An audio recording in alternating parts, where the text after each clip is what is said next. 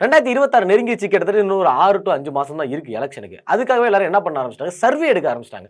சர்வேன்றது என்ன அப்படின்னா, ஒரு நிறுவனத்திட்ட குடுத்துருவாங்க. இந்த மாரி வந்து மக்கள்கிட்ட என்னென்ன எந்த கட்சிக்கு வந்து செல்வாக்கு இருக்கு அப்படின்னு பார்க்கிறதுக்காக.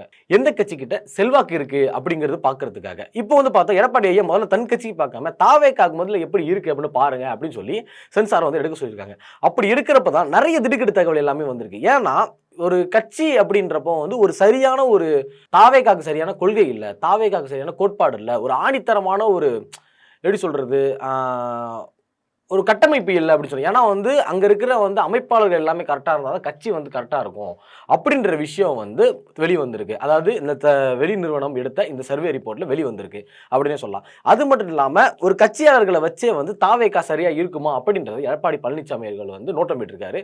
அப்படி நோட்டமிடுறப்பயும் வந்து என்ன தகவல் வந்திருக்கு அப்படின்னு பார்த்தோம் அப்படின்னா, இன்னுமே அந்த கட்சியில வந்து எப்படி சொல்றது அப்படின்னா, ஒரு ரசிகர்கள் பட்டாளம் இருக்கே தவிர, இன்னும் வந்து ஒரு கட்சி அமைப்பாளர்கள் பட்டம் வந்து அதுல இல்ல.